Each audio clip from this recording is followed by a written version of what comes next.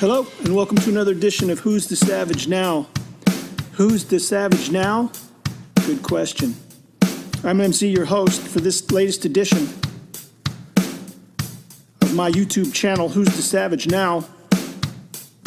Covering everything from handcrafted animal rights advocacy to local pedestrian safety and everything in between. Vegan cuisine, music, handcrafted music, we got it right here. We got it. To, what else do we do?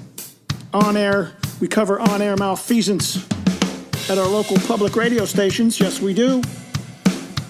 And we bring it all live and direct from the poor man's beachfront condo here on the edge of a continent, right on the edge, in an previously undisclosed seaside city, not far from the megapolis known as Los Angeles, California.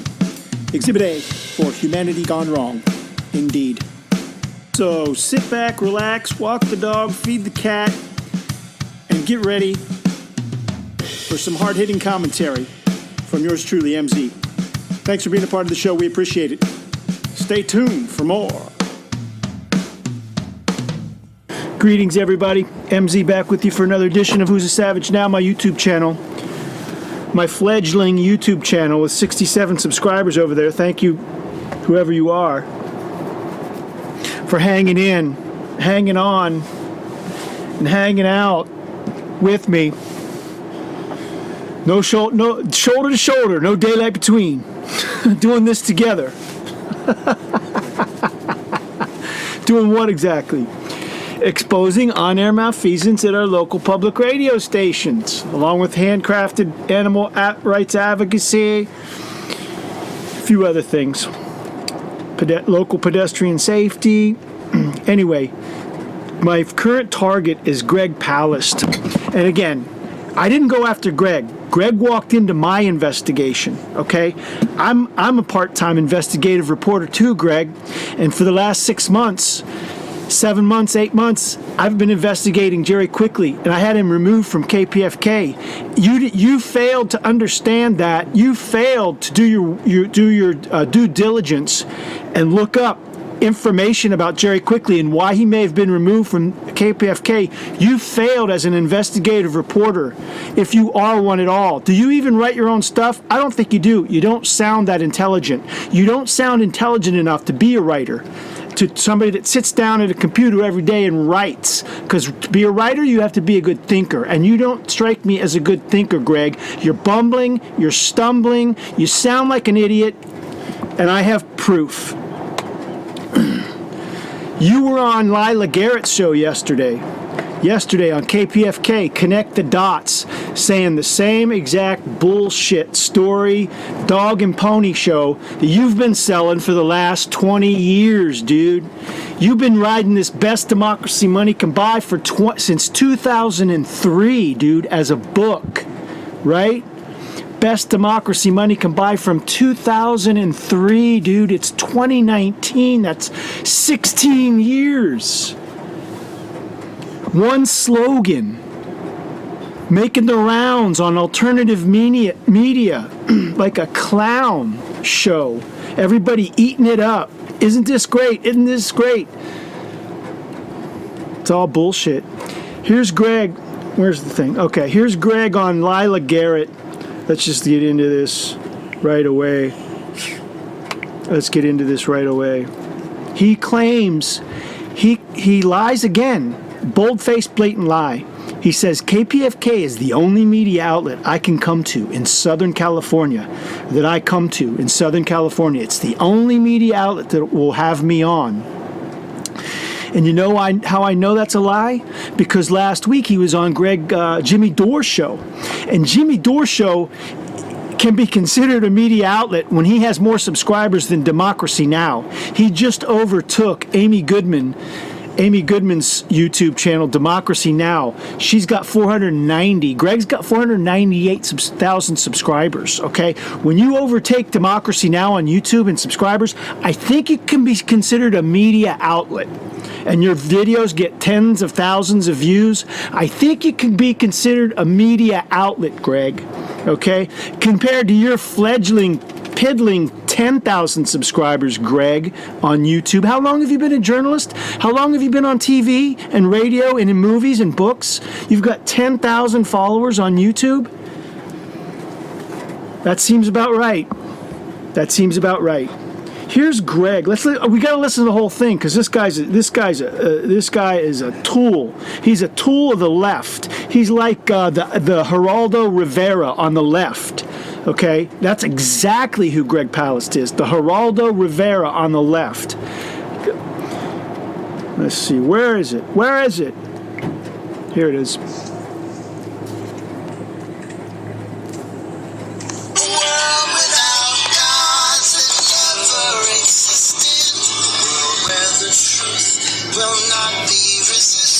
This is Lila's opening song. Welcome to Connect the Dots. I'm your host, Lila Garrett. Looking at the media and... Lila Garrett, she's been there a long time, I guess. She does Monday mornings, once a week show.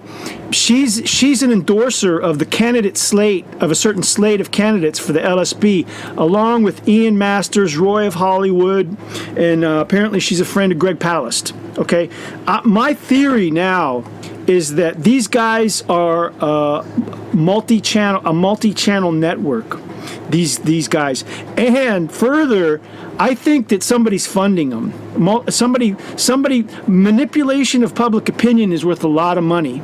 Okay, and some people that want to manipulate opinion and manufacture consent will pay a lot of money to do that. Okay, that's a no-brainer. So what you do is you fund a journalist, you find a journalist or a news show host or something, you start slipping them a little bit of money with some talking points that you want to put across. Hey, that's how it happens. And that's what I think's happened here at KPFK. It's becoming obvious to me. Jerry Quickly on 2 years? How does Jerry Quickly stay on KPFK for 2 years doing his show? And how does Greg Palast go on TV shows as a believable, credible journalist when he comes on and lies for Jerry? Am I the only one that sees this? Am I the only one that gets upset when people lie on my local public radio station and mislead and give people false information? Am I the only one that gets upset? And then Greg goes on Jimmy Dore and neither of them mention a word about KPFK. Thanks, guys, especially currently in a fund drive. You don't think Jimmy could boost the station revenue, boost the station listenership with his 500,000 subscribers over there? You don't think that could boost KPFK a little bit? But that's exactly what Jimmy doesn't want. If people started checking out KPFK, they would realize what a sham it is. What a fraud, what a fake, what a phony, with people like Greg Palast.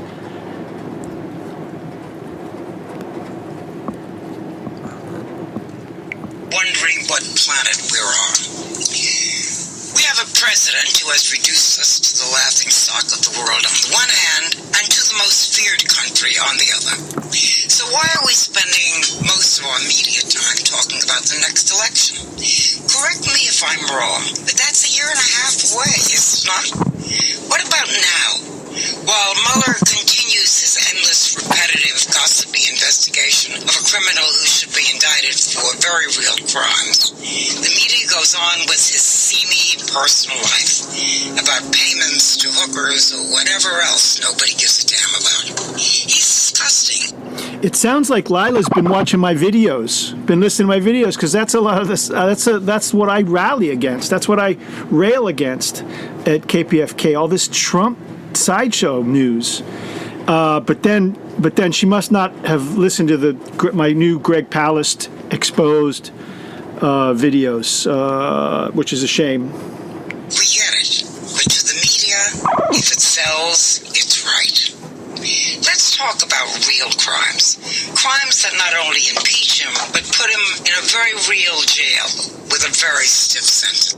Here's another thing. Who's the last president that you know of that went to jail or was prosecuted for anything? Just ask yourself that one question. Okay. Now here, all these guys, they want to nail Trump to the wall and see him behind bars for petty theft, playing fast and loose with money over real estate deals? Are you kidding me? Meanwhile, George Bush took us into war over lies. All those people dead, all those soldiers missing limbs with PTSD coming back, shooting up nightclubs. Okay, now, but wait, yeah, that's okay, but what Trump's doing is just, it's beyond the pale. Get out of here, Lila. Get out of here with that bullshit. She's a perception management. She's doing it's perception management. It's not actual news, man. It's not actual commentary. These people are bought off. Can you tell me the last time you heard somebody quote KPFK as a reliable news source? Can you find me that person, that quote, that reference? Somebody at another news outlet or news station or anywhere, anybody that you know, can you tell me somebody that quoted KPFK as a reliable news source? I haven't. I can't. So get out of here, Lila, with your little commentaries. His list of major crimes is long. You're bullshitting. It's perception, man. You're telling us a little bit of what we want to hear, and then you're twisting it around over here, and then you're going to introduce us to a fake and a phony and a sideshow barker.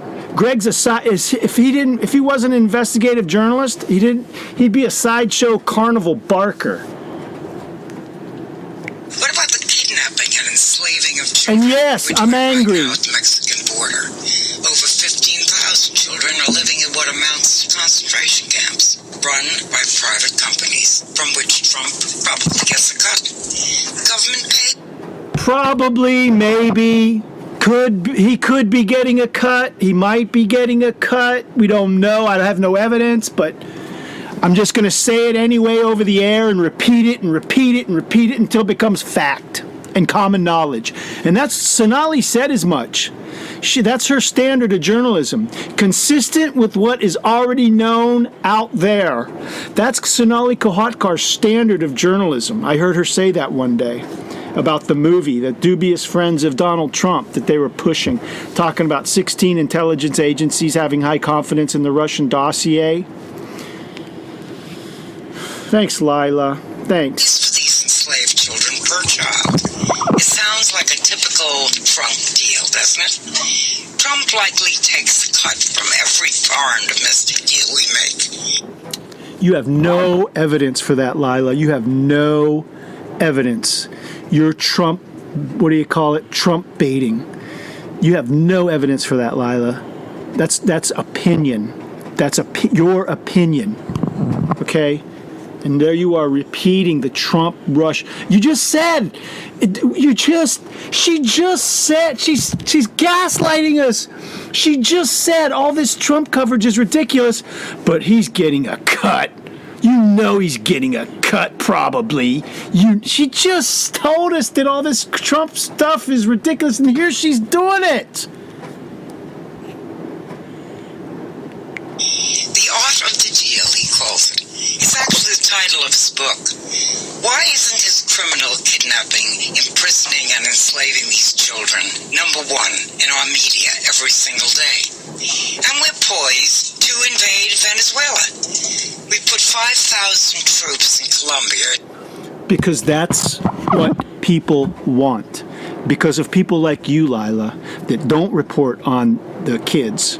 Okay, because of people like you that perpetuate this myth that Trump's some kind of a Russian Manchurian candidate, and that he's taking bribes and money. Yeah, maybe he is, but that's not the worst crimes that our presidents have committed. Trump's crimes pale in comparison to Bush, the crimes of Bush, the House of Bush. Okay, come on, man. If we can't put George Bush behind bars, how can we put Donald Trump behind bars? We're going to put Donald Trump behind bars for petty theft? Its neighbor, ready to invade for us. We've actually decided that their president, Nicolas Maduro, isn't really their president, despite the fact that he was overwhelmingly elected by the Venezuelan people. We've demanded he step down and that Juan Guaido, who was never elected or even ran for anything as their president. Guaido, a graduate of George Washington University, is just a corporate flunky who represents the billionaire Americans who have decided to take over Venezuela's oil and gold, both of which... Can you cite a reference for everything that you're saying, Lila? The KPFK hosts have a real deficit, a reference deficit. They don't cite any other publications or outlets for things that they say. They don't back up anything they say with references, with verifiable references. So just take that into account, okay? Just question everything that these clowns say. For vast supply. How are we going to get away with this? The same way we always do. The same way we did in Iraq, the same way we did in Lebanon, the same way we... And that's the point of it. The show goes on. Same old, same old. It's the status quo, and Lila is perpetuating that. KPFK is perpetuating status quo. Nothing's going to change, and that's what Greg's part of Greg's mission too. Greg's just not, I'm making a great living exposing all this stuff, this malfeasance. It's never going to change, and thank God for that, because I'm going to make a lot more money exposing it. And they know, and the people that are doing it know that, and they know that nothing's going to change, and they're in partnership with people like Greg Palast. I talked about this. The weird. I would not be surprised if the Kochs actually fund people like Greg Palast. They say, "Here, man, go make your movie. You can expose us a little bit. We know nothing's going to change. You're not going to get anywhere, right? You're not going to push that hard, right? You're not going to push for any prosecution or anything like that, right?" And Greg's like, you know me, you know my work. I've been living off this voter suppression for nigh on 20 years. I ain't gonna be putting anybody's thumbs to the screws. Did in Honduras and so on. The same way, almost from the beginning, that we got into the habit of taking over countries we don't belong in. Today, welcoming an investigative reporter who knows a lot about the impending war we're about to wage in Venezuela, and with the sheer bloodless aggression of it that's become a habit in our country, not just under this terrifying egomaniac, but under many administrations before his.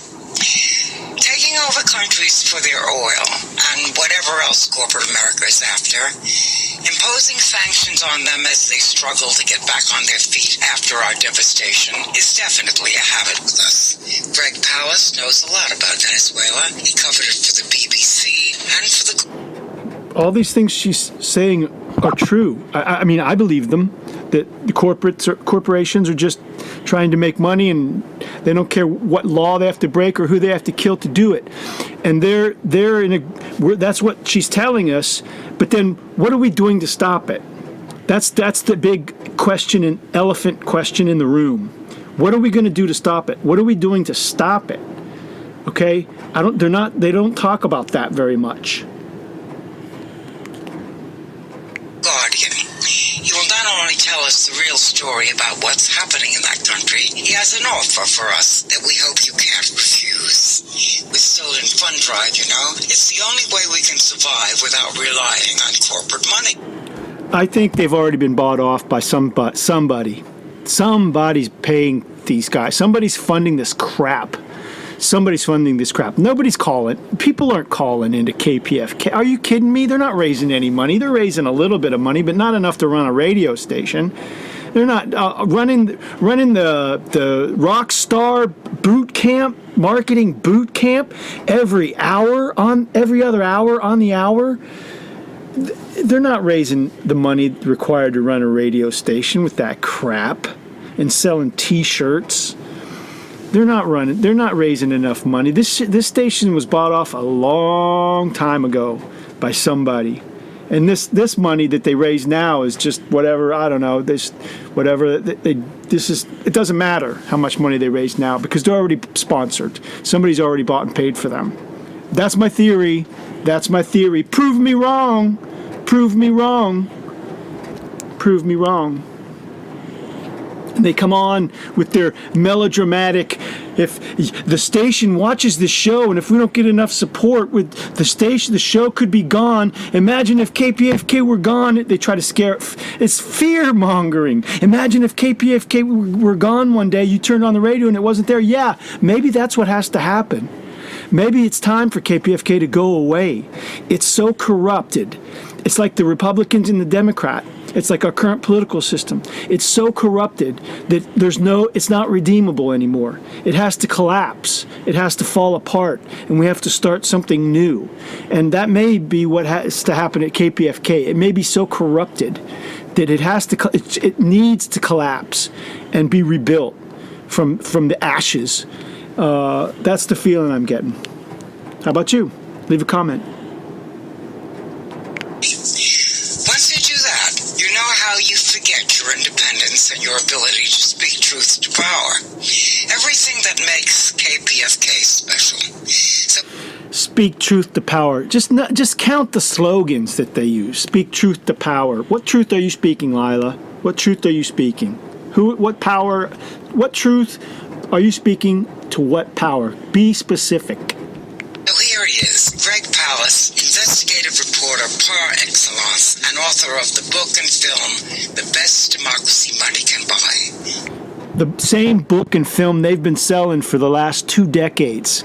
The movie was made in 2016. The book came out 2003 or before, sometime before that. So he's been selling his merch on KPFK for nigh on 20 years. The same merch. Okay? Let that sink in. Welcome to Connect the Dots. Glad to be here again, Lila. Well, we're very happy to have you. Now we see that, in the middle of this Mueller investigation, which I keep talking about as trivial, and nobody seems to agree with me, but it doesn't seem to stop me. I agree with you. Oh, really? Yeah. I'm so glad you're a guest on my show today. I can use that agreement. Yeah, I mean, the nonsense that they're talking about is kind of yellow journalism, gossip, nothing. When you look at the real crimes committed by Trump. And now, the newspapers aren't even talking about Venezuela. They're busy talking about an election that's taking place a year and a half from now. So, what do you think is going to happen in Venezuela, Greg Palast? Starvation, death by withholding of medicine. It's horrific. The UN rapporteur, now that's the UN's special investigator, has said that Venezuela is suffering from a, quote, medieval siege, the embargo, which was started by the United States and then Canada and Brazil, Colombia, and the right-wing governments of Europe have joined in. They are strangling this country. Venezuela is a rich, rich nation filled with oil, and as you say, gold, diamonds, other resources, especially the oil. And they are blocked now from getting their own money. Their number one... So Greg sounds okay so far.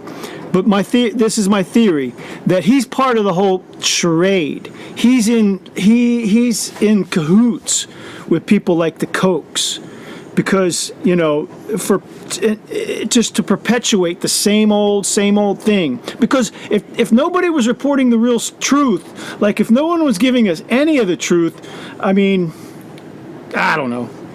Let's listen to some more.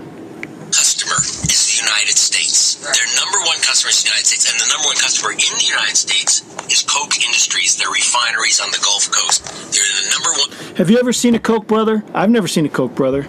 These people may not even exist. Customers. They've been taking Venezuela. Just double check. Everything Greg says, double check it, man.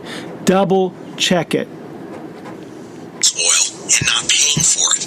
Instead, they're holding it. Some of it is going to Venezuela's biggest U.S. creditor, because Venezuela owns, remember, Citgo stations and refineries, and that was funded by Goldman Sachs. So Goldman Sachs is getting its slice of money that was meant for the Venezuelan people.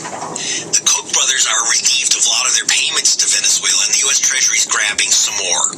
So what's happening is, then there was this trick where Marco Rubio and what's his name, Branson, Virgin Air, they arranged with Trump to throw boxes of so-called humanitarian aid over the border from Brazil. Enough food for a couple thousand families. 2 million families are facing starvation, and what Nicolas Maduro has said is, look, we don't need... He doesn't cite one source, one journalist, one report. He doesn't cite any references for what he's saying. And that kind of bothers me as a skeptical person. As you know, like, he doesn't cite any source. He cited the UN rapporteur. He cited the UN at the beginning. That's it. He hasn't cited anything else for the information that he's giving you. That's a problem for investigative journalists. Journalists support what they say with references to actual reporting. Greg doesn't do any of that. Okay, he doesn't cite anybody hardly. Teacher, charity. You owe us billions of dollars for our oil that you have taken. Exactly. And you're not giving it to us. We don't need your charity. We need our money, and we can buy all the food we want, but then that's a bargain. Go ahead. Try to, we're so concerned about humanitarian aid. Try to send some food right now to Venezuela. Try to send them money to buy food right now to Venezuela. They are blocked. They are blockaded. The medieval siege, and the UN rapporteur says this is using starvation to obtain a nation's oil. The United Nations investigator. It's not Greg Palast. Now, I reported in Venezuela for The Guardian or the BBC, and that's very important. And by the way... That's important. Why is that important, Greg? 20 years ago, you reported for BBC and The Guardian. Why do you keep bringing that up? Why do you keep beating us over the head with that? Why? But, okay, so he's making a living off of it. These things are so horrible, yes. What our government is doing to other governments around the world to get their natural resources, it's so horrible, yes. Everybody's horrified and like, it's so messed up. But Greg, that's how Greg makes his living. Do you think he wants all that crap to stop? What would he do if our government treated other countries fairly? How would Greg make a living? If there weren't people cheating other people, how would Greg make a living? My reports for The Guardian BBC were turned He has a vested interest in perpetuating this crap. short film called The Assassination of Hugo Chavez. A guy I knew well. I know Maduro, the current. So we're not even a few minutes in here, and he's already referencing his film. And his website, he'll be mentioning his website, you can bet, very soon, and as well as his DVD. They're going to play a clip of his 3-year-old DVD.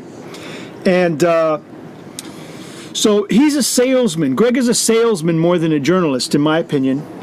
President came to see me in New York, but I also know the opposition guy, so not this Guaido guy. I have to say, 80% of Venezuelans actually never heard of him when he announced himself as president of the nation. I'm not saying they voted for him because he never ran.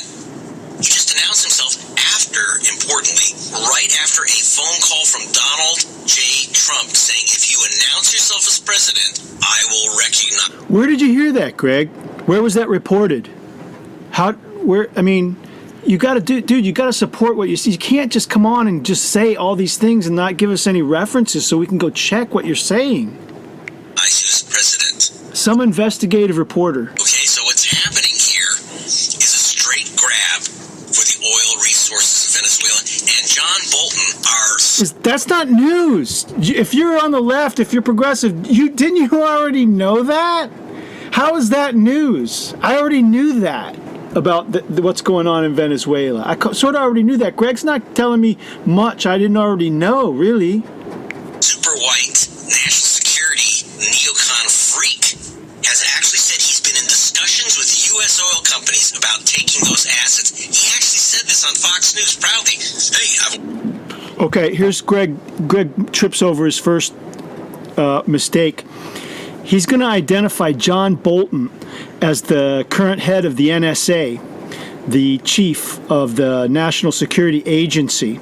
And then he's going to conflate his role. He says he's in charge of security and foreign policy. John Bolton, to the best of my knowledge, is part of Trump's cabinet as his national security advisor. Okay, these are kind of important distinctions for journalists who come on the air to give us information, but they get tripped up over who's who in the current government and what their roles and responsibilities are. Just a red flag. Just another red flag on this Greg Palast. Already talking to, Exxon. So what is Bolton's exact position again? Isn't he the head of security? National Security Agency. He is the chief of American Foreign Policy and Intelligence. And as head of the NSA. And he says he has a plan to... Chief of Foreign Intelligence and the Foreign Policy? Wait, we got to hear that again. Oh, my God. Oh. Lila thinks he's the head of security. Where does that?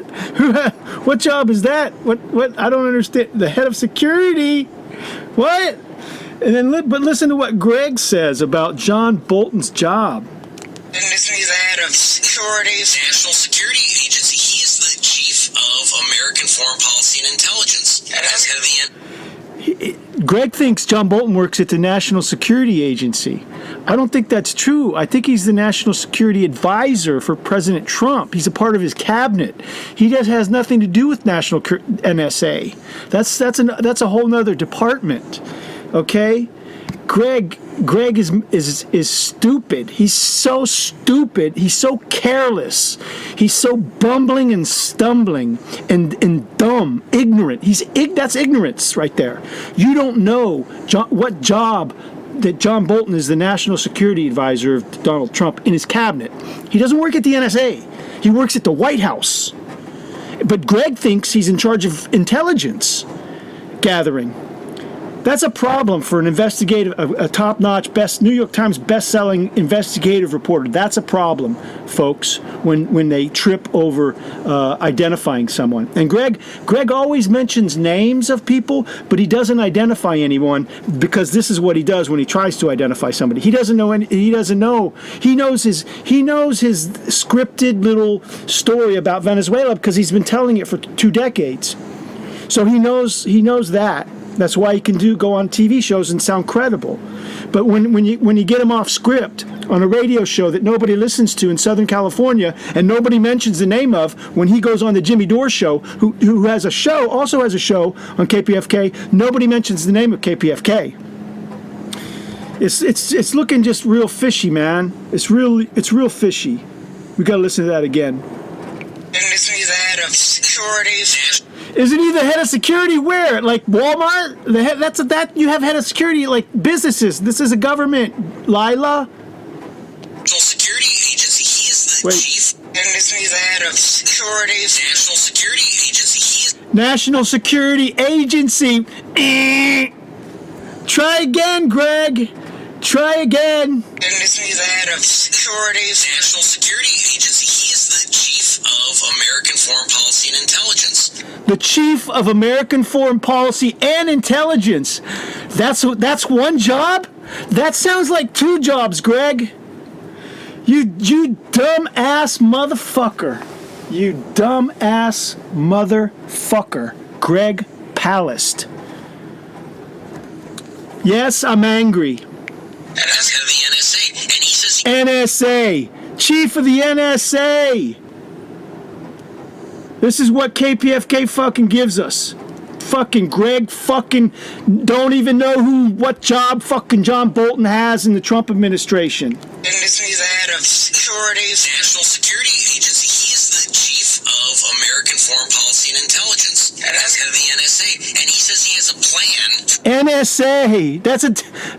That's an intelligence agency, but John Bolton's not the head of it, Greg. You dumbass. To remove the elected government of Venezuela, and then he's going to move on to other nations as well.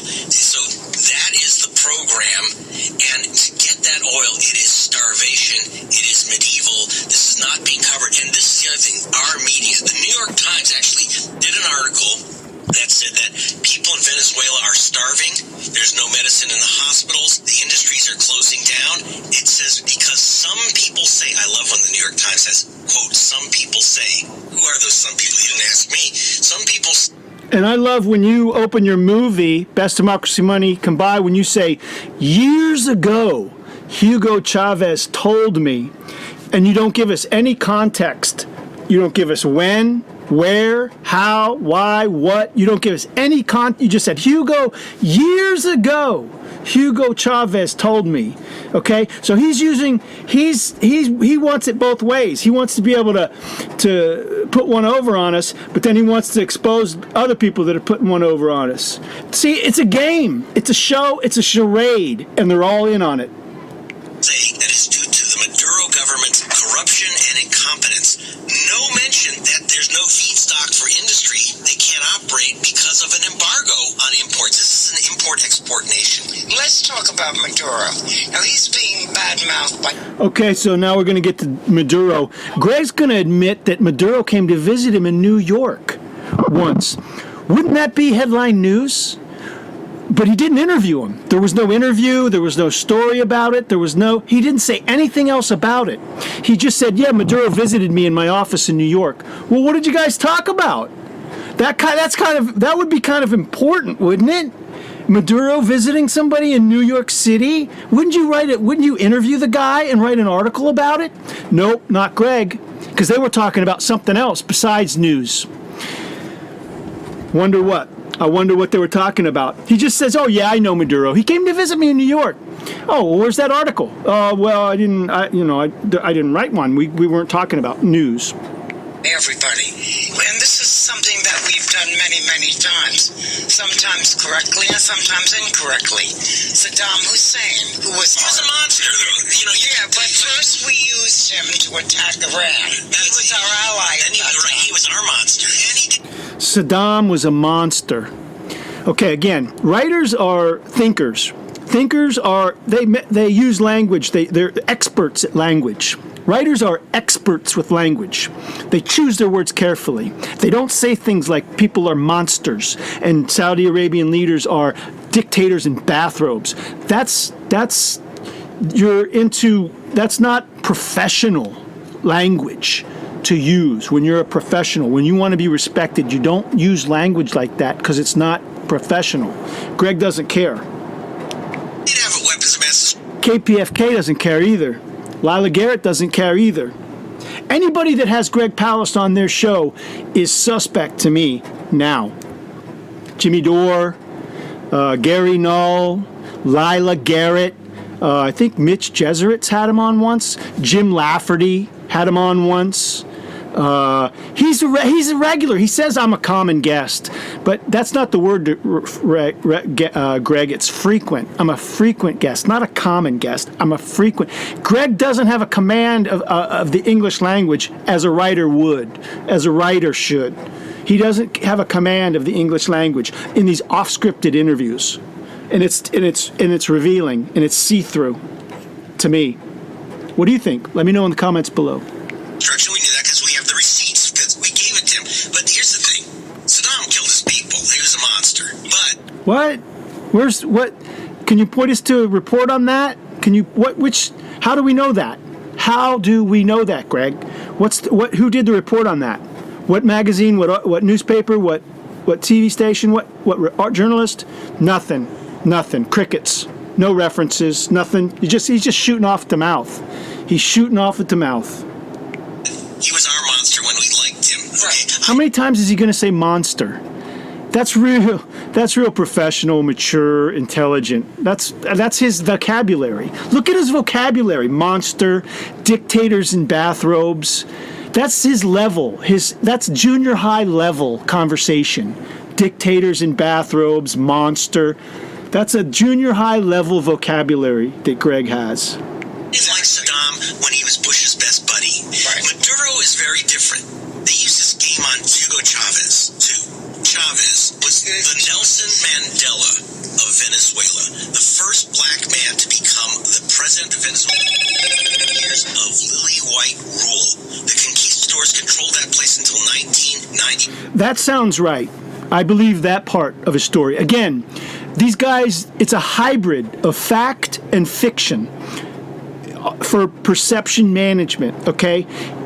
Somebody gives Greg gave Greg talking points, okay? Well, I don't know how it works exactly, but my theory is that somebody gives these people talking points and a whole lot of money or something, some kind of compensation to go on shows like Lila Garrett on KPFK, where they've got the 0.1% of a listener market share of the number 1 or 2 radio market in the United States, to say these things.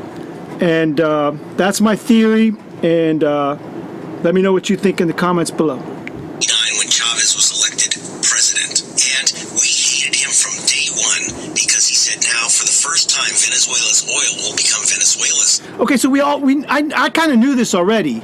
Maybe because I've heard Greg before, and so like Greg's been on the KPFK for like 20 years. I've heard Greg before. I've heard all this before. So here he is repeating it again, the same news. 2019. He just rehash. It's a rehash, man. Money, and according to the CIA fact book says that the poverty rate in Venezuela was 50. I've never heard of a CIA fact book, but how did Greg get a hold of it? He doesn't tell us. To get a hold, that sounds like something you'd have to file a Freedom of Information Act request for, but he doesn't say any of that. How did you get a hold of that book, Greg? Percent when Chavez was elected. Half the people in Venezuela in this rich nation were. And what were you talking to Maduro about in your New York office when he visited you? How did that conversation go? Is there any information on that? Poverty. By the time he passed away in office, the poverty rate had been reduced to 27%, cut in half, from a half of the population to just a fourth. And they said he massively increased literacy, massively decreased infant and child mortality, massively increased life expectancy. This is the terrible Chavez government, and Maduro is Chavez's chosen successor. When he was on his deathbed, he said, I hope people will vote for my vice president to replace me after I pass away. He knew he was dying. And they did. He's had 2 elections. He was voted for overwhelmingly. And I want to tell you why. Number one, it's the poor people who care about what Chavez did for them. As one right-wing media... Again, no references for any of this information. Deathbed confessions of Hugo Chavez. How does he know about that? How does he know about that? He doesn't reference anything that he says. Red flag. Figure there told me one of their big newscasters on right-wing TV station said. One of their big newscasters on right-wing television said, no name. We don't get any details with Greg. Just a lot of subterfuge and melodrama. Okay? No details. No dates. No context. No details. No names. Just a right-wing, very famous right-wing person in the news there. No name. What does he have a name? Oh, Chavez gives poor people bread and bricks to build their home. A figure there told me one of their big newscasters on right-wing TV station said, oh, Chavez gives poor people bread and bricks to build their homes, and so they vote for him. What a terrible thing. He feeds people and he houses them. What a horrible thing that this man has done. Maduro's continued that, but we gotta stop it. And so what's happened is that's why the poor people vote for him, but there's another reason. This guy, Juan Guaido, the self-proclaimed Trump-proclaimed president, is a lily-white guy, like you said, who went to George Washington University, speaks good English, but he never ran for president. And there's a good reason, because he's white, and it's a black and mestizo nation. As Hugo Chavez told me, I am negro e indio. I'm black and I'm Indian. And you look at his features, he is the face of Venezuela. Most people in Venezuela are people of color. And they finally got their Nelson Mandela to say, okay, this is our nation, this is our oil, and we're going to keep the oil money here, not send it off to Miami. Are you talking now about Chavez or Maduro? Lila's confused. Who he's talking about? I get confused listening to Greg too. Both, because here's why. It's the Chavez party, it's the Chavista government. Maduro was his vice vice president and continued on. Now, I knew Chavez well. I know Maduro. Maduro's no Chavez, I'm going to tell you right. He knew both of them, okay? So Greg knew both of them, but he doesn't ever mention interviewing either of them. That's weird for an investigative journalist, right? He doesn't mention, in his movie, he says, years ago, Hugo Chavez told me. He never says it was in an interview. Was it in a taxi, riding back to the presidential palace?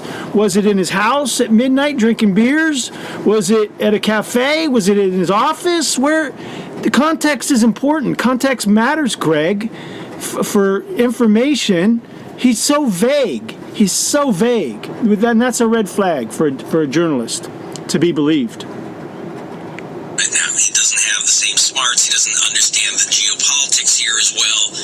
Because I'll tell you one thing, Chavez wouldn't be in this trouble because he was very good at, knowing when to push and when to lay back. He actually stopped a second attempt to overthrow his government by the Bush administration because they were worried about an oil embargo by secretly passing to Bush a note.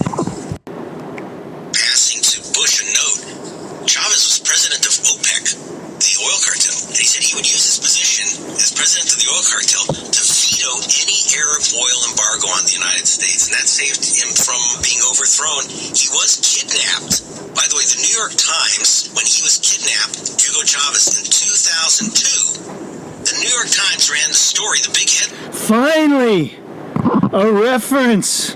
A supporting document, a supporting article, a supporting journalist, and I did check this out. 2002, there was an article exactly as he says, that they did say that Maduro had resigned. Okay, I'm just saying, check out everything he says. Okay, and I checked this one out, but that's the only reference so far. And how long are we into this? 13 minutes into this interview. Well, he didn't come on till 7 minutes or something. Okay, here we go. Line, which is repeated everywhere, that Hugo Chavez had resigned. He knew how terrible he was, just the same crap we did. He knew how unpopular and terrible he was and incompetent. Chavez wouldn't be in this trouble because he was very good at, knowing when to push and when to lay back. He actually stopped a second attempt to overthrow his government by the Bush administration because they were worried about an oil embargo by secretly passing to Bush a note. Chavez was president of OPEC, the oil cartel, and he said he would use his position as president of the oil cartel to veto any Arab oil embargo on the United States, and that saved him from being overthrown. He was kidnapped. By the way, the New York Times, when he was kidnapped, Hugo Chavez, in 2002, the New York Times ran the story, the big headline, which is repeated everywhere, that Hugo Chavez had resigned. He knew how terrible he was, just the same crap we did. He knew how unpopular and terrible he was and incompetent and corrupt, so he resigned. No, he didn't resign. I was working for The Guardian. I was in London and BBC. 3 in the morning, I get to the Venezuelan embassy and I get the information from his Air Force commanders that he's been kidnapped, not resigned. And I asked the New York Times reporter. So this is where Greg gets believable. Okay, he was working for the BBC and The Guardian, apparently, because I emailed him. I emailed the BBC, and they said, yeah, he did. He did work here. Here's some of his videos, but they directed me to his website for any current work. So this is where Greg gets believable.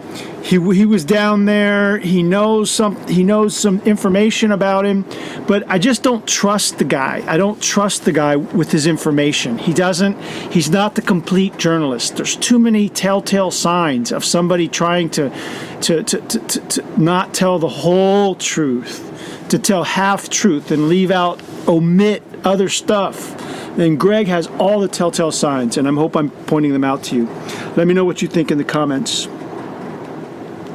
Because I'm wondering what the hell's going on here.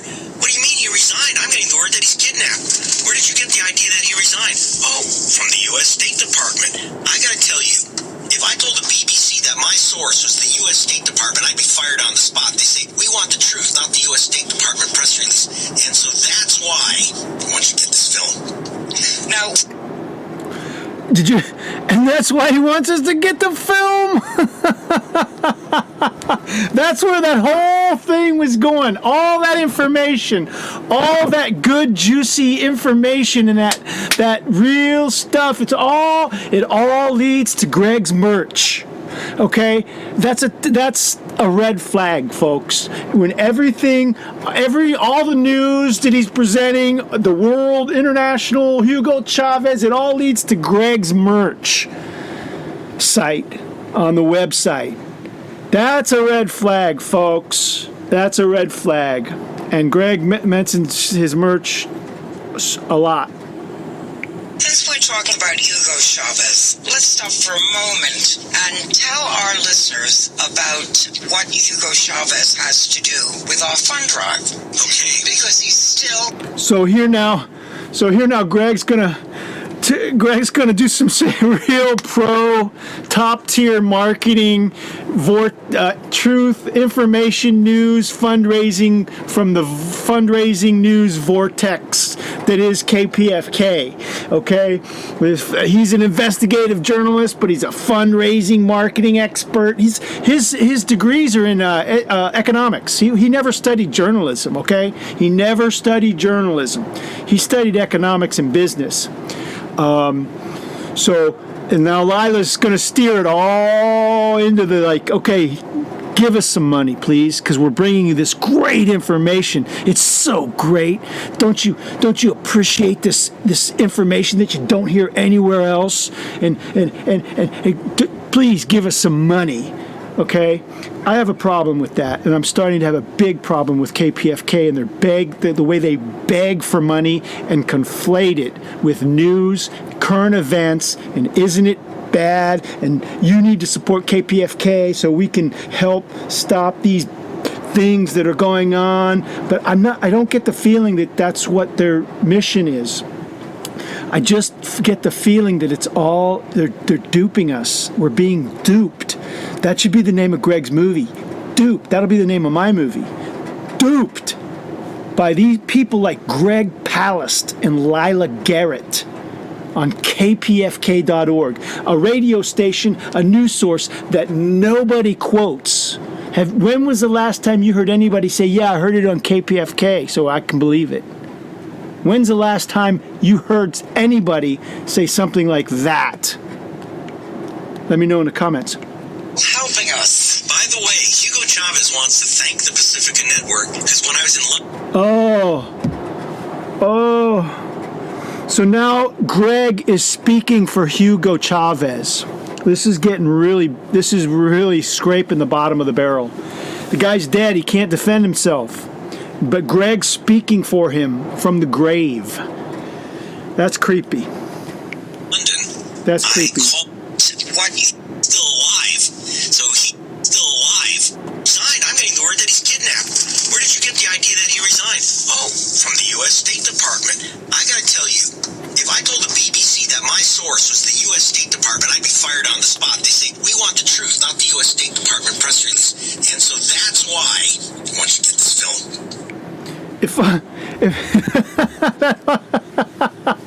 So all that was so that's why I want you to buy my movie. And then he said, if I told that to the BBC, you would tell it to the BBC, you'd tell that to your editor or something like that. You would tell that to whoever your editor was. But he never mentions any editors. He never mentions any other journalists from the BBC. Isn't that weird?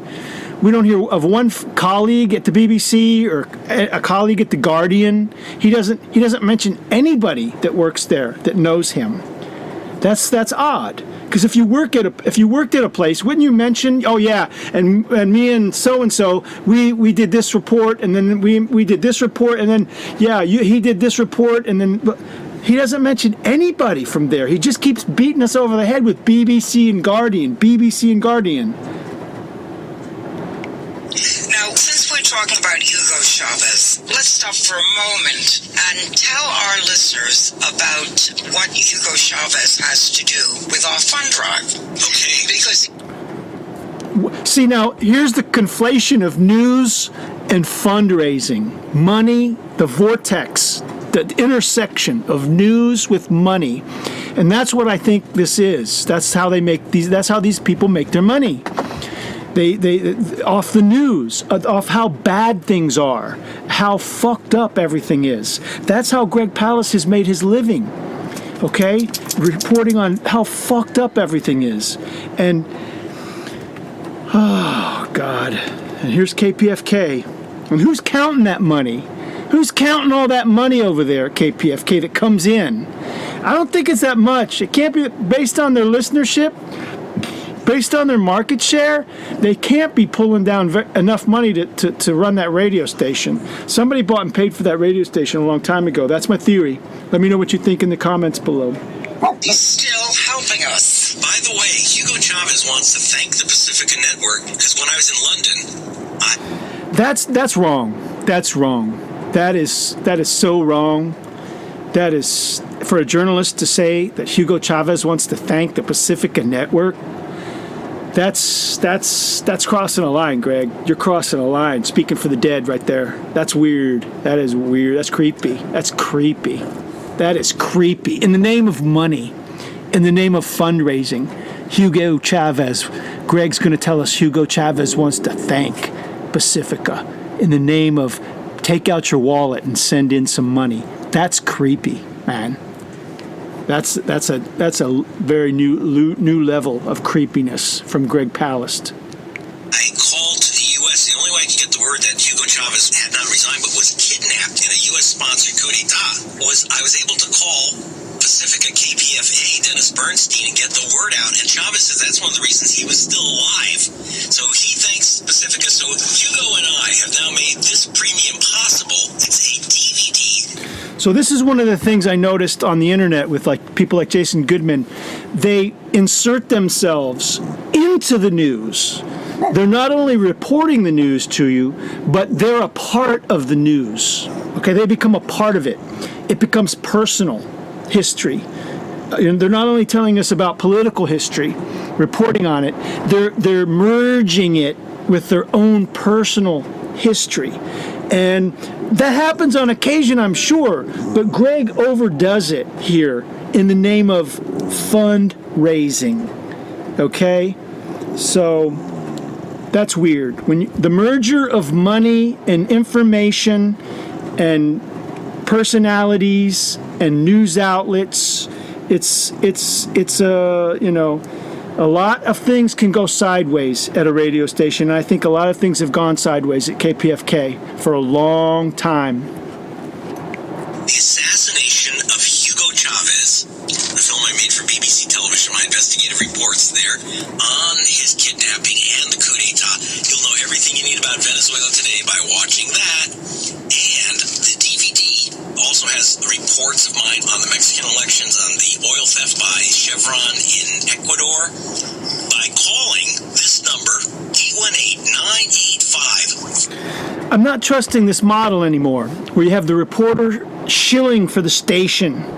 The reporter and the announcer, Lila Garrett, shilling for the station. I'm not trusting this business model, this news model, this fundraising model anymore. There's too much room for malfeasance, man. Too much room. And I think Greg is exploiting all of them. They're all exploiting this. Okay? I've shown Greg to be a liar when he came on Jerry's show. Okay, I've shown Greg to be a liar. I have proof that Greg Palast is a liar. All right, there you go. But nobody cares. Nobody cares. Nobody cares except me. I care. I'm the only one reporting on this. Nobody else. Not one freaking person. 5735. I'm going to give it to you again. 818-985-KPFK.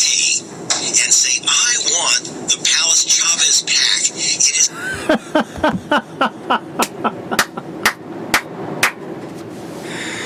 Greg's putting his name up there next to Chavez. Oh, I'm going to vomit. I'm going to vomit. Get me a vomit bag, please. I'm going to vomit. Now I'm going to vomit. It's not only the DVD, The Assassination of Hugo Chavez, it includes as a bonus the best democracy money could buy, the full-length feature with Rosario Dawson and Willie Nelson and me, Greg Palast. If you call 81... And the same movie that the studio had to ask Greg, like, okay, so how much is real and how much is made up? He admitted as much in a Q&A that I, in my previous video to this one. He admitted as much. The studio asked him, okay, how much is made up, how much is real? That's not a question that you should be asked as an investigative journalist, somebody that wants to be believed. 1-888-5735. Make a minimum donation of $100 and you get not just the Assassination of Hugo Chavez DVD, but you'll also get as a bonus, no extra, The Best Democracy, Money Can Buy, The Case of the Stolen Election, and maybe we can get a clip if we beg the electronic gods. Maybe. There we go. There we go. We're going to hear a clip of Greg's movie from 2016. Okay. There's no update to the movie, Greg. What you know, it's just keep KPFK, radio powered by the replay. Just keep playing the same old movie over and over again. Just keep playing the same old fun drive program over and over again. This is a train wreck of a radio station. This is a train wreck of a Lila Garrett Connect the Dots show, man. When I heard Greg Palast coming on, Lila Garrett, I liked Lila. I used to like Lila.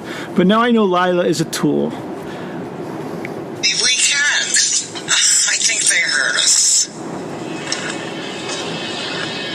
This is a dangerous enemy to our south, controlling a huge pool of oil. When you hear like music, when you have to put like strange, odd music in the back of your reporting, that's not a good sign.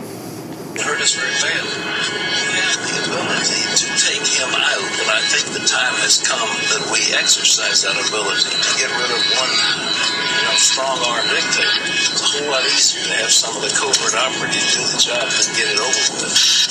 Why do they want to eliminate Hugo Chavez?